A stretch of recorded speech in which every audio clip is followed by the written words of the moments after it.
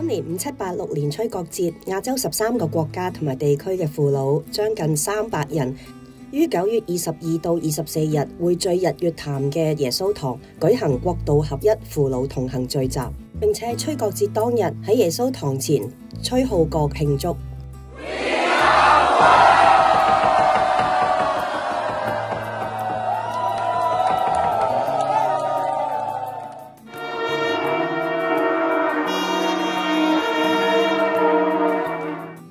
台灣父老周神助牧師喺聚會中分享，26年前，亦都係喺1999年大地震發生之前1個月，新加坡鄺建豪牧師嚟到台灣，當時鄺牧師與其他牧師將國旗披喺佢嘅頭上，並稱呼佢為合一使徒。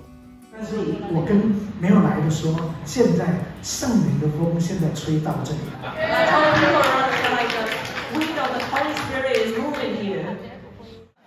我覺得感謝神，這樣回想，其實昨天到現在，我心裡面非常的激動，非常的感動。Since yesterday, actually my heart was really touched and moved. 因為看見神自己的工作。Because I see what God has been doing here. 周牧師回顧喺5、6年前，佢接近80歲嘅時候，佢問神餘生未完成嘅規劃同命定嘅時候，神俾佢嘅答案係祝福列國。今日亞洲列國教會嘅父老帶住呢一份豐盛、豐豐富富嘅屬靈恩典，恩膏從日月潭要返到去佢哋嘅國家。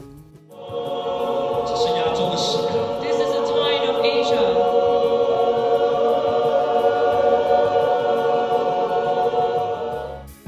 喺聚會中，新加坡喬治安納多萊牧師分享到台灣喺神計劃中獨特嘅命定。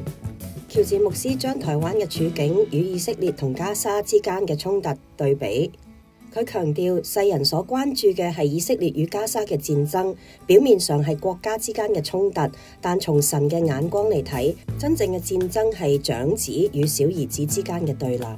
喺台灣，我哋正係見證長子同埋小兒子一同走在一起，心連心成為一家人。呢個就係神所做嘅神蹟。喬治牧師相信台灣係被揀選，就係呢一個和好與寬恕嘅時刻。